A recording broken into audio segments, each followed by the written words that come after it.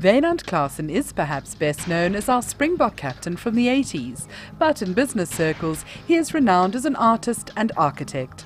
Having played in the non-professional era, Wynand had to juggle studies in rugby in order to have something to fall back on post-rugby.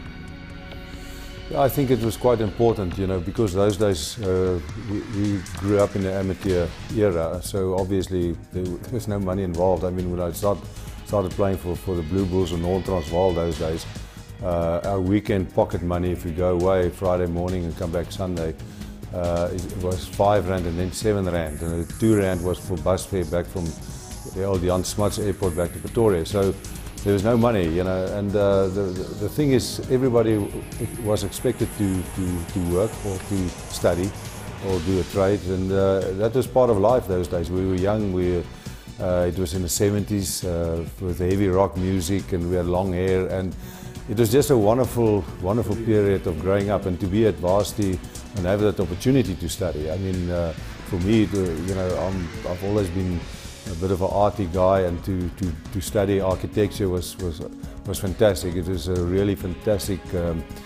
profession. It took some time for me sometimes to get my degree, because sometimes the rugby did take up a lot of your time, and then also there were the friends. All that kind of things were part of growing up and part of life. But it was very important, to study, and I mean, even days or years when I didn't do so well in my studies, my dad just said, you just got to persevere, you got to hang in there, and you got to finish your degree, and that is wonderful to achieve that. More about Wynand's success in rugby and business is featured in Ross van Renen's book From Locker Room to Boardroom.